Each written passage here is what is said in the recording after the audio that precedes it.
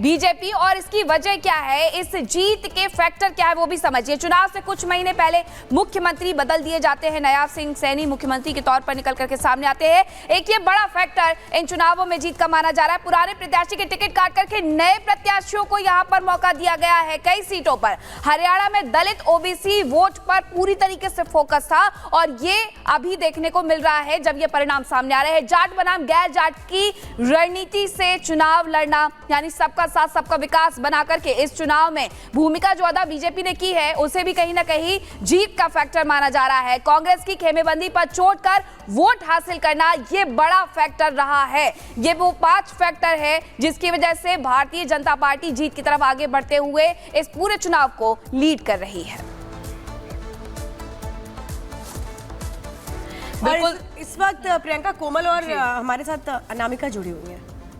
तो सबसे पहले गुरुग्राम चलते हैं जहां पर अनामिका पांडे इस वक्त मौजूद हैं, हमारी सहयोगी। अनामिका, आपके आसपास हम कुछ लोगों को देख पा रहे हैं और क्या यहां पर जश्न का माहौल देखा जा रहा है? क्योंकि लगातार सुबह से हम देख रहे थे जो आंकड़े थे उसके विपरीत अब तस्वीर बन रही है और बीजेपी हैट्रिक लगाने जा रही है रुझानों के हिसाब से। प्रियंका, यहाँ तो जश्न शुरू हो चुका है। गुड़गांव के बीजेपी दफ्तर पहुंच चुकी हूँ मैं इस वक्त। देखिए, जश्न शुरू हो चुका है, मिठाइयाँ बंटनी शुरू हो चुकी हैं। बड़ी संख्या में महिलाएं भी घर से बाहर निकलकर सामने आ चुकी हैं, एक दूसरे को मिठाई खिलाई जा रही है और बार बार जलेबी का जिक्र किया जा रहा है। यहाँ पर जरा मैं लोगों से बात करती हूँ। लड्डू खास है? बिल्कुल बिल्कुल। कैसे खास है लड्डू? लड्डू ये देखो, वो जलेबी बदल के और लड्डू का रूप धारण कर लिया।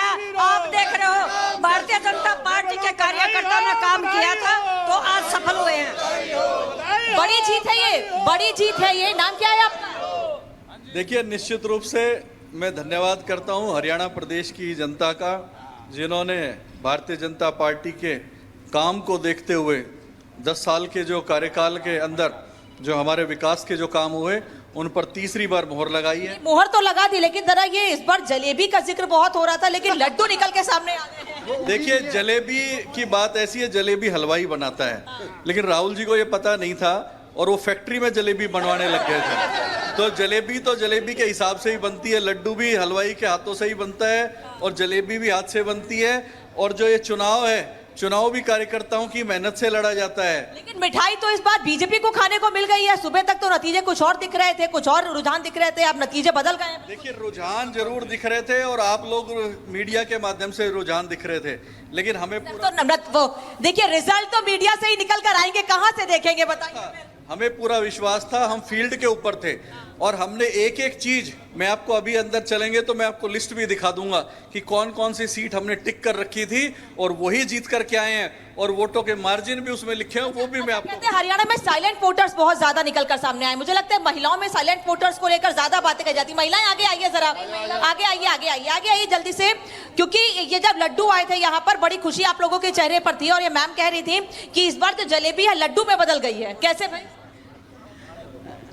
मोदी जी का विश्वास, हमारी जनता का भरोसा मोदी जी पर, और जलेबी तो लड्डू में ही बदलनी थी। और बीजेपी के लोगों को लड्डू ज्यादा पसंद है इसलिए ऐसा है जी, लड्डू एक एक बूंदी से बनता है और भारतीय जनता पार्टी एक एक कार्यकर्ता को लड्डू की तरह रखती है, जोड़ के रखती है, जोड़ के रखती है, जोड़ के रखा था उसी का। जिस जलेबी का बार बार जिक्र हो रहा है उसी जलेबी के जरिए जीत हासिल करने की कोशिश कांग्रेस कर रही थी, लेकिन यहाँ ये कहें कि उनके मुद्दे ही जलेबी बन गए और जनता ने कुछ और ही सोचा और जो हमें इस वक्त रुझानों में नजर आ रहा है। कोमल हमारे साथ है फरीदाबाद से। कोमल, ये बताइए वो कौन से फैक्टर है जो जनता मान रही है बीजेपी के लिए बड़े फैक्टर रहे जिसने ये तस्वीर पेश की?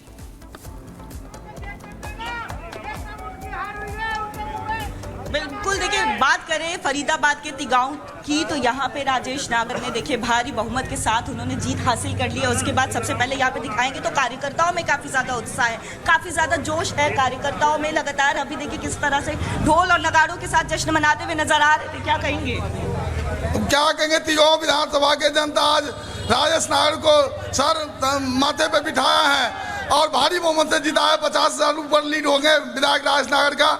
और आगे चल के हमारे ढोल जब बज रहा था तो काफी ज्यादा ढुमके भी लगाए हैं आपने ढोल बजते हुए।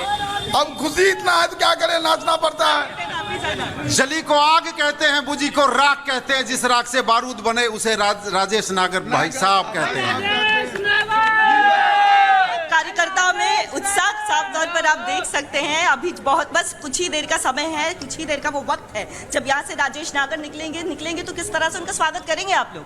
देखो मेरे पास वो अल्फाज नहीं है। मैं तो सबसे पहले इस एक उर्दू में एक शेर है कि आवाज़ खलक नक्कार खुदा, पब्लिक की आवाज़ भगवान की आवाज़ होती है। और ये जो खड़े हैं सारे राजेश नागर हैं, एक एक बच्चा। अगर मैं आपको बताऊं तो देखिए किस तरह से कार्यकर्ताओं में काफी इंतजार रहता है, काफी सालों की ये एक मेहनत होती है और ये मेहनत जो है कार्यकर्ताओं की वो रंग लाई है। बिल्कुल जी बिल्कुल, ये 5 साल की मेहनत है।